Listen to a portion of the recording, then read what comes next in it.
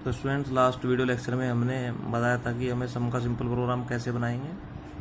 अब हम देखते हैं कि क्योंकि जो लास्ट प्रोग्राम बनवाया था उसमें हमने ए और बी की वैल्यू स्टार्टिंग में ही असाइन कर दी थी। आज जो प्रोग्राम बनाएंगे उसमें हम ए और बी की वैल्यू को कंपाइल टाइम पे ऐड करेंगे या प्रोवाइड कराएंगे। तो सबसे पहले हमने अपनी हेडर फाइल दोनों लगाई हैं, has include studio dot H conio dot H, और उसके बाद में हमने लगाई है has include conio dot H और स्टूडियो डॉट एच। फिर वॉइड मेन और इंट ए बी और सम, और उसके बाद लगाया हमने क्लियर स्क्रीन फंक्शन। तो अब हमें क्या करना है कि सबसे पहले ए की वैल्यू को इनपुट कराना है। तो लिखेंगे मैसेज प्रिंट, मैसेज वाला फॉर्मेट लिखेंगे इसका।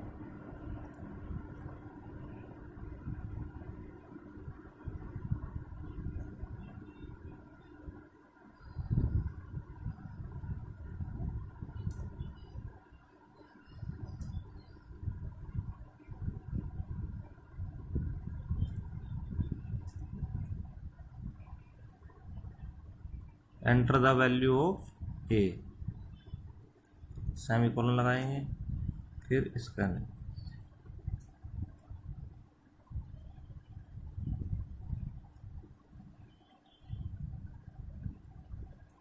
स्कैन ऐप में लिखेंगे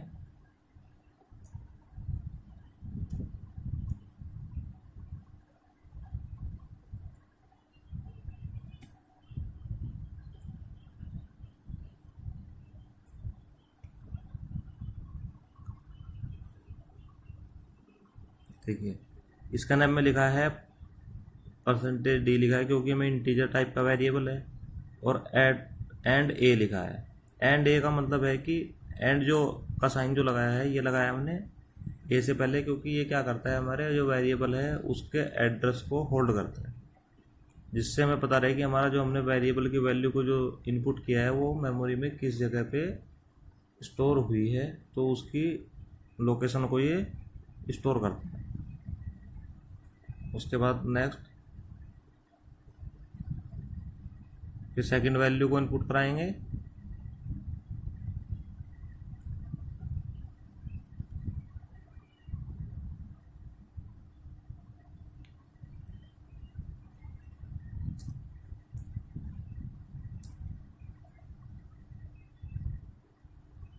enter the value of B, B की वैल्यू को हम एंटर करेंगे।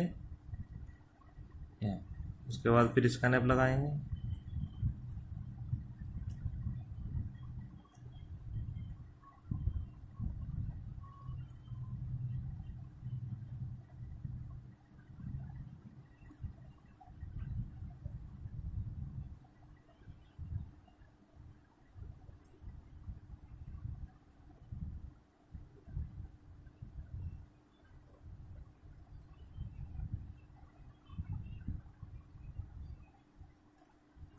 अब देखिए, सेम प्रोसीजर हमने बी की वैल्यू को इनपुट कराने के लिए किया है। प्रिंट एम में लिखा है enter the value of B, और इसका नेम में लिखा है परसेंटेज डी एंड बी। तो स्टूडेंट्स, आपको बिल्कुल क्लियर हो गया होगा कि हमें स्कैन एफ फंक्शन को कैसे यूज करना है और प्रिंट एफ फंक्शन को कैसे यूज करना है, क्योंकि जो प्रिंट एफ के अंदर मैसेज वाले फॉर्मेट में जो लिखेंगे वही हमें आउटपुट स्क्रीन पे देखने को मिलेगा। तो वो चीज़ें आप सब देख रहे होंगे यहाँ पे। अब क्या है कि हमने दोनों नंबर्स की जो वैल्यू हैं उनको इनपुट करा लिया है यहाँ पे। अब जैसे जैसे वैल्यू इनपुट हो गई है तो हमारा जो प्रोग्राम है वो आगे बढ़ रहा है। अब जो हमें मेन टास्क है हमारी वो क्या है, वो हमें दोनों नंबर का सम करना है। तो अब हम क्या करेंगे, इसमें लिखेंगे सम ए प्लस बी और semicolon, sum is equal to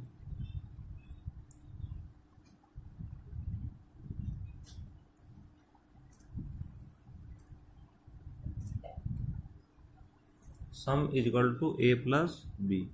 इससे हो क्या रहा है कि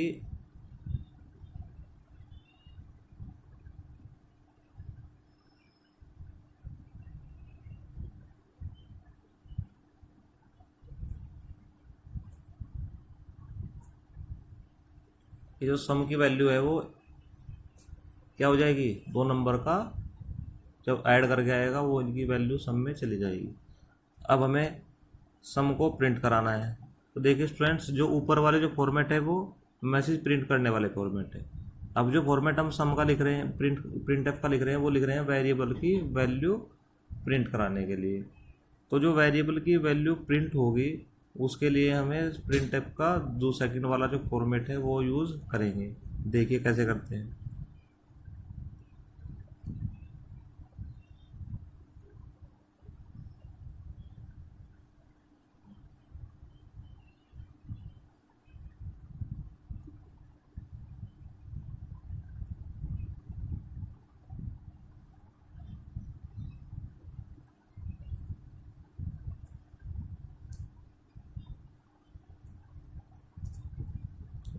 the sum of 2 number is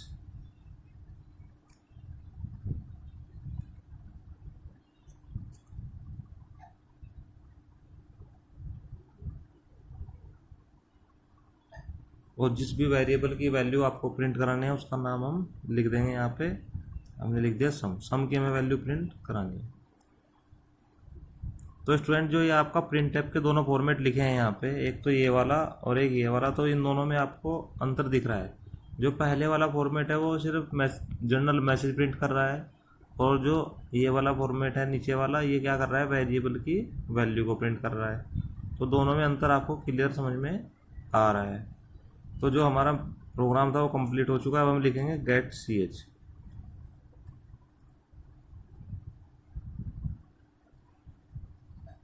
और लगाएंगे ब्रैकेट। जितने ब्रैकेट हम प्रोग्राम में ओपन करते हैं उतने ही हमें क्लोज करने होते हैं, ये हमारा रूल होता है। और अब इसको करेंगे हम रन। तो रन करने में देखिए आपको एक एरर हमें दिखाई दे रही है यहाँ पे। एरर को देखते हैं। तो एक तो कह रहा है कि फंक्शन कॉल मिसिंग, एक तो यहाँ पे कह रहा है कि जो हमारा ब्रैकेट मिस है, और sum in assign a value that is never used. Sum को कोई वैल्यू दी गई है जो उसका यूज़ हमने नहीं किया है। तो देखिए कहाँ हमारा ब्रैकेट मिस हुआ है, आप देख लेंगे। देखिए यहाँ पे हमने क्या करा है कि इसका कोमा छूट गया हमसे, तो हमें यहाँ पे क्या लगाना है, एक कोमा यहाँ पे लगाना है, तो हमने ये लगाया। तो अब हो सकता है हमारी एरर रिमूव हो जाए। तो देखिए अब हमारी एरर रिमूव हो गई और हमारा आउटपुट क्या है, the enter the value of a. अब देखिए हमें ए की वैल्यू एंटर करनी है, तो क्या करेंगे, 10 वैल्यू एंटर कर दी, फिर हम एंटर करेंगे, फिर enter the value of B. तो हमने क्या कर दिया, 25। अब एंटर फिर करेंगे, तो आया the sum of 2 number is 35। 10 और 25 को अगर आप ऐड करोगे तो आपको क्या मिलेगा, 35। तो जो पहला प्रोग्राम था वो हमें फिक्स वैल्यू के लिए आउटपुट दे रहा था, जैसे हमने 10 की दे दी, ए की दे दी थी 10 और बी की 20। तो वो अगर आप उसको जितनी बार भी उसको रन करेंगे तो उसका हमेशा आउटपुट 30 मिलेगा। क्या मिलेगा, हमेशा आउटपुट 30 मिलेगा। और अगर हम कंपाइल टाइम पे वैल्यू को इनपुट कराते हैं तो उससे क्या होगा, रन टाइम पे, अगर रन टाइम पे वैल्यू प्रोवाइड कराते हैं तो उससे क्या होता है कि प्रोग्राम का जो आउटपुट होगा वो अकॉर्डिंग टू द वैल्यू होगा। जो भी वैल्यू, हर बार आप अलग अलग वैल्यू भी इनपुट कर सकते हैं, जिससे क्या होगा, हमारे प्रोग्राम का जो आउटपुट होगा हर बार चेंज होगा। देखते हैं कैसे। अब पहली बार हमने वैल्यू दे दी थी 10 और 25। इस बार जब दोबारा हम रन कर रहे हैं प्रोग्राम को, तो यहाँ पे क्या वैल्यू दे रहे हैं, एक दे दी हमने यहाँ पे 15, फिर एंटर किया। बी की क्या दे दी, सपोज करो 75। तो आउटपुट क्या आया हमारा, 90। तो अगर हम इस तरीके से वैल्यू रन टाइम पे देते हैं तो उसमें क्या हो रहा है कि हमारी जो वैल्यू है वो हम उसमें ये बेनिफिट मिल रहा है कि ये जनरल प्रोग्राम हमारा बन गया है। अब अगर हम कोई भी 2 वैल्यू हम देंगे तो ये उनका सम प्रिंट करेगा। आप जो मर्जी वैल्यू दे दीजिए, ये हमेशा आपको सम देगा उन 2 वैल्यूज़ का। जबकि जो आपने पहला प्रोग्राम बनाया था उसमें क्या था कि उसमें फिक्स वैल्यू थी 10 और 20।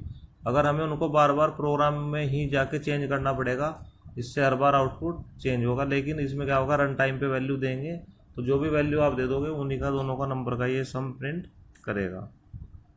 देखिए अब इसमें क्या है कि हमने क्या करा है कि इस बार ए की वैल्यू अलग से इनपुट कराई है, बी की अलग से। अब अगर हम चाहें तो इनको दोनों को एक ही उसमें प्रिंट, एक बार में ही इनकी दोनों की वैल्यू हम इनपुट कर सकते हैं। तो देखिए हम क्या करें, इसमें ए कोमा बी कर दें, enter the value of A comma B. तो यहाँ से हम इन दोनों को हटा सकते हैं।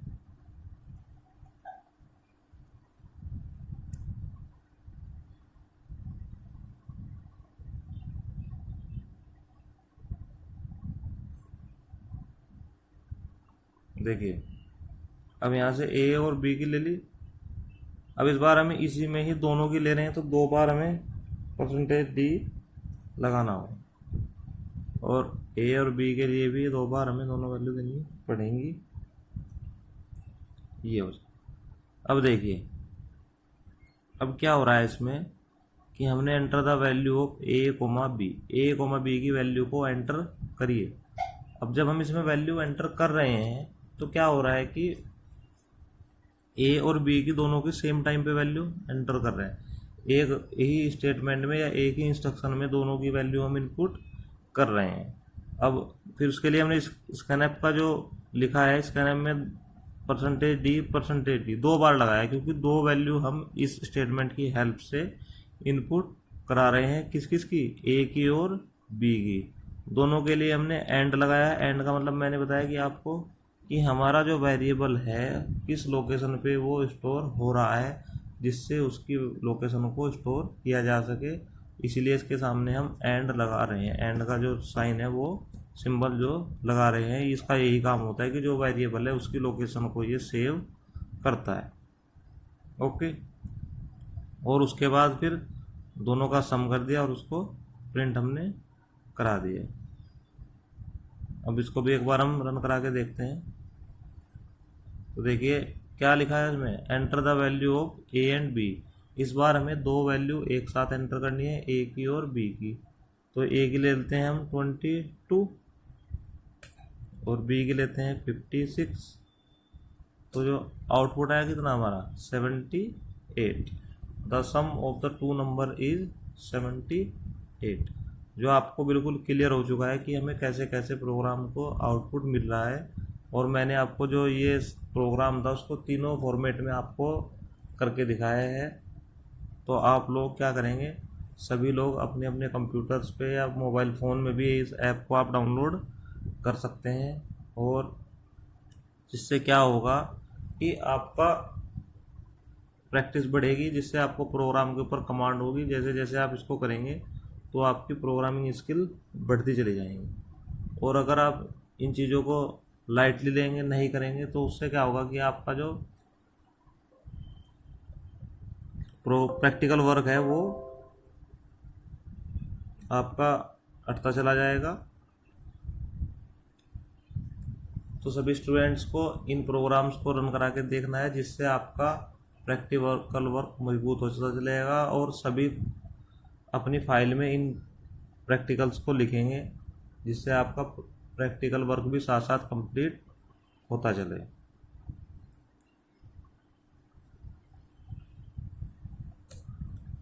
तो आप सभी ने देखा होगा, मैंने बताया था कि अगर हम देखिए कोई भी इसमें से, सपोज करो आपने यहाँ से सेमीकोलन को छूट गया है आपसे, तो अब जैसे ही इसको रन करेंगे तो यहाँ पे एक एरर शो होगी।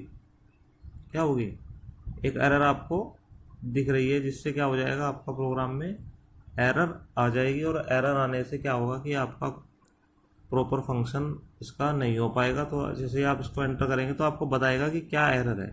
तो इसने लिखा है स्टेटमेंट मिसिंग। आपका स्टेटमेंट यहाँ पे मिस हो गया है, क्या, सेमीकोलन। अब आपको अपने प्रोग्राम में चेक करना है कि आपको कहाँ पे सेमीकोलन मिस हुआ है।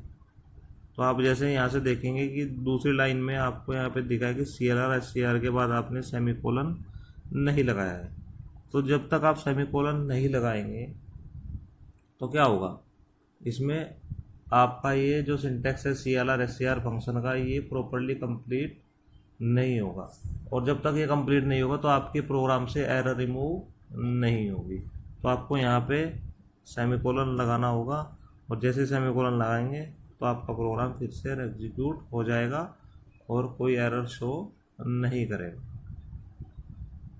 ओके, तो आपको इसमें प्रॉपर प्रैक्टिस करनी है और कल की जो क्लास होगी उसमें हम कुछ जो टॉपिक्स होगा उसको कराएंगे और फिर उसका प्रैक्टिकल हम इसी तरीके से अपने कंप्यूटर पे करके देखेंगे, जिससे आपको, क्योंकि ये लैंग्वेज का सब्जेक्ट है, इसकी हमें प्रोग्रामिंग स्किल्स को ही इनहेंस करना है। तो जितने भी प्रैक्टिकल हम खुद से करेंगे तो हमारी नॉलेज उतनी ही इसमें ज़्यादा बढ़ेगी। अगर हम इसको प्रोग्रामिंग इसकी नहीं करेंगे तो हमें प्रोग्रामिंग वर्क नहीं आएगा, जो कंप्यूटर साइंस मतलब ब्रांच में बहुत ज़रूरी होता है। तो हमें थ्योरी के सब्जेक्ट के साथ साथ अपना प्रैक्टिकल वर्क को भी टाइम देना पड़ेगा, जिससे हमारी प्रैक्टिकल नॉलेज बढ़ सके।